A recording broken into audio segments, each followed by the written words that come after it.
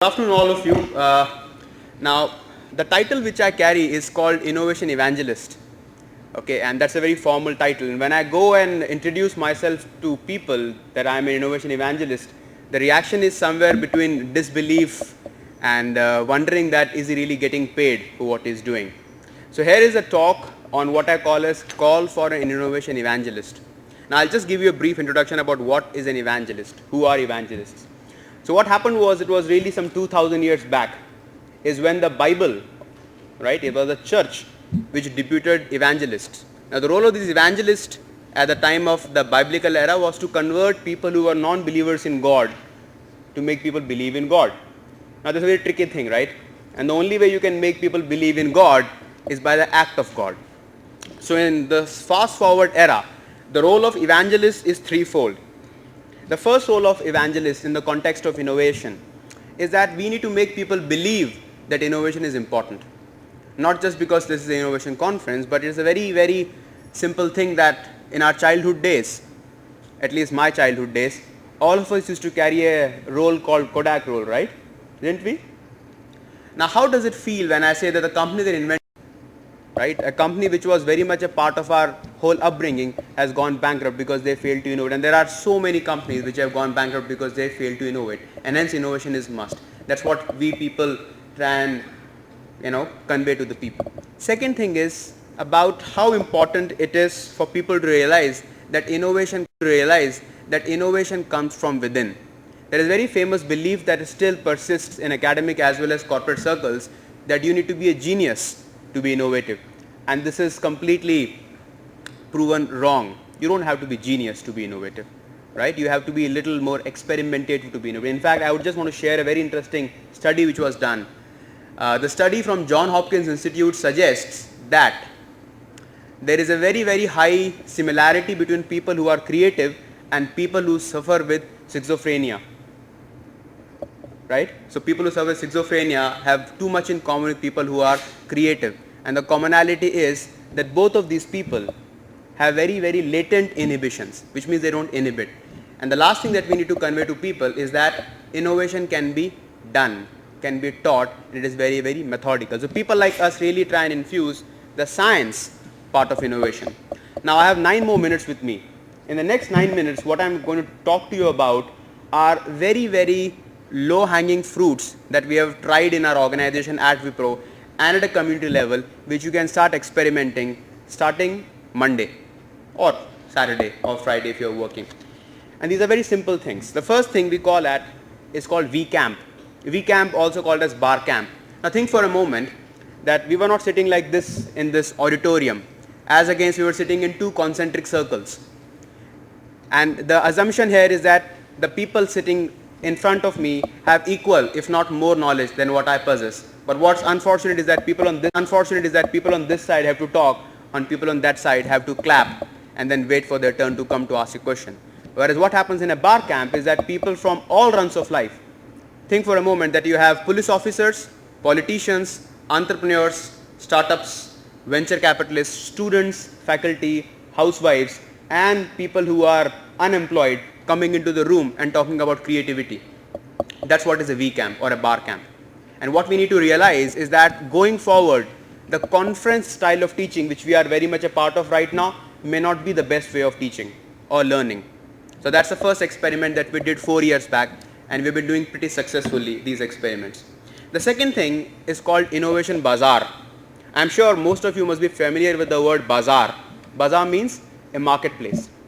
Now think for a moment that your creative talent gets 1 day in a quarter to come to a cafeteria where all the tables have been set and projectors have been on. 1 day per quarter you come to a cafeteria, and whatever hobby projects you are doing in your labs or wherever you are, you can demonstrate these hobby projects. And look who walks by.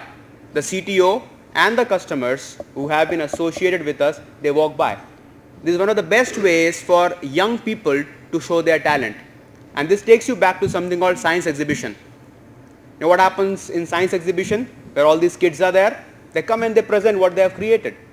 So what I want to arrive at is that 1 day per quarter you can have a booth, big, huge booth, maybe a playground or a cafeteria booked, where all the employees, regardless of whether they work with technology or non-technology, I mean, we have employees who work in hospitality, catering, marketing, finance, nothing to do with Wipro Technologies, technology per se, and they come and they demonstrate the little bit of creativity that these people have been doing.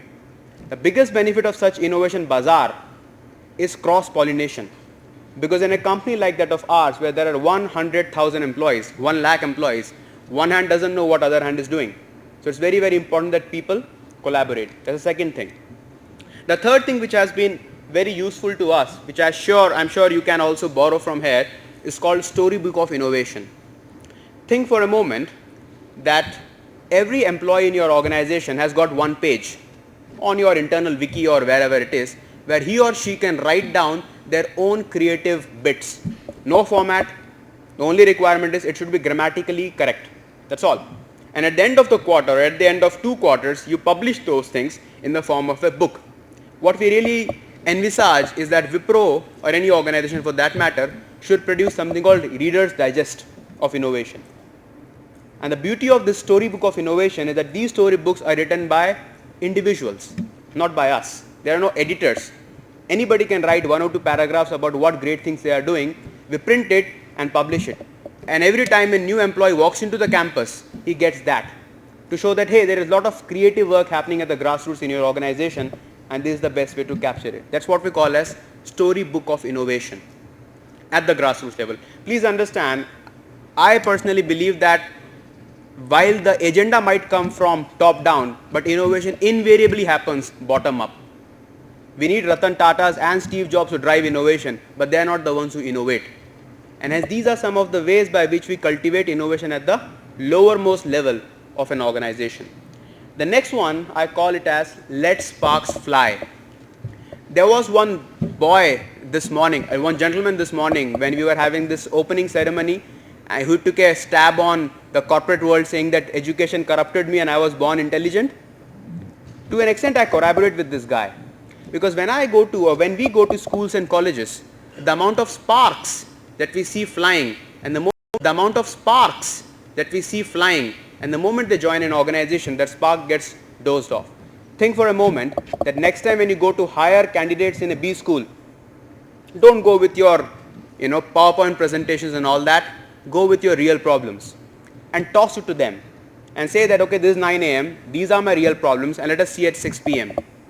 And those people who come up with the best solutions to my problems get a chance to sit through my interview. That's what we call as let sparks fly. We have gone to 50 engineering colleges and B schools across the country, including a couple of IIMs, where we conduct these sessions very carefully. The intent of the sessions is to teach students creativity techniques and take real world problems to the classroom and let them solve these problems without Google. So this is what is called let sparks fly. The next technique, or the next tool which we have been very successfully using, is called Idea Lounge. Now every organization worth the salt has an Idea Lounge. But the thing that really allows organizations to differentiate an Idea Lounge from a suggestion box is degree of detail. Something that Wipro has learned after burning fingers is that if you allow an employee to suggest an idea and get away with it, thinking that it's not my job to implement the idea, is never going to happen. We have to ensure that the people who submit ideas have to detail it out. And hence, when we have this Idea Lounge in the organization, they have to really fill a huge page describing that what is an idea, who else is doing it, how much money you have to invest to get the idea going, who will buy it, how much will they pay. And thanks to Google, getting all the information is not very tough. But what happens is the ideas that come out of this Idea Lounge are very, very good. And then people can vote on each other's ideas. Very simple stuff. And on things like cloud computing, etc., very, very easy to do. So I would encourage organizations to have Idea Lounge and ensure people that they fill it up. So Doctor, how much time I have? I have 3 minutes? 4 minutes? Actually, I have 4 minutes. Oh my God. So here's the last point which I wanted to actually share with you, which is called inflection point. What really happens is, in our day-to-day work, we often get missed out on innovation, in the sense that what great things about innovation which are happening around us we need to be aware of. So we have something called inflection point. A couple of people sitting in this audience and the chair here, right? Two of the colleagues out there, they are a recipient of inflection points. Inflection point and a couple of people out there as well. So inflection point is a mechanism by which we keep on sending bits about what's happening in the world of innovation to about 2,000 employees in the organization. And at the bottom, if you can read, there is something called storybook of innovation. So what we really try and do is we try to make our original individual people in the organization as heroes. People who have never heard, no vice president, general managers, ordinary people, we make hero out of them by sending these emails. So the last slide for me is this much. If you have to cultivate a culture of innovation in the organization, remember the great Bernard Shaw, who once said that there are two types of people in the world, the reasonable people and the unreasonable people.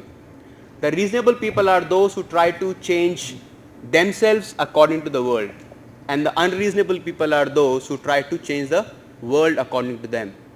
And I think our organizations need to be comfortable with people who make them uncomfortable, and hence we need to attract unreasonable people.